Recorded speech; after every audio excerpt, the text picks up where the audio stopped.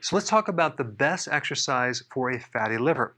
Now just realize that exercise will contribute about 15% of the results of losing fat, not just on the body, but out of the liver as well.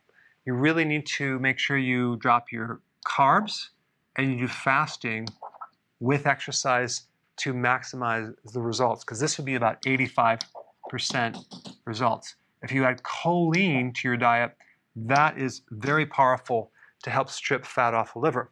The problem with the fatty liver is that you're going to get inflammation, and that's going to create fibrosis or scar tissue, which will then lead to cirrhosis. So what we're trying to do is prevent inflammation and cirrhosis and also get rid of the fat off your liver. The cool thing about the liver is that it's one of the only organs that can completely regenerate. It can take a beating.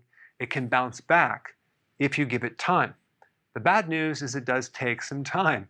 It may take up to 1 to 3 years to get your liver to where it should be. But there's some really cool benefits of exercise for a fatty liver. Number one, it increases the fat oxidation, so it helps you burn fat off your liver. It also will improve insulin resistance, which will automatically help you release more fat and lose more weight. Number three, there's going to be less conversion of glucose to fat. So in other words, when you exercise, you're going to be burning off the sugar and then tapping into the fat as energy and less of the glucose, even 24 to 48 hours after you exercise when you're sleeping. Number four, it can help you reduce inflammation, which not only improves insulin resistance, but it can also reduce the formation of scar tissue or fibrosis. And you want to prevent cirrhosis, because once that sets in, there's a point of no return where you really can't regenerate the liver.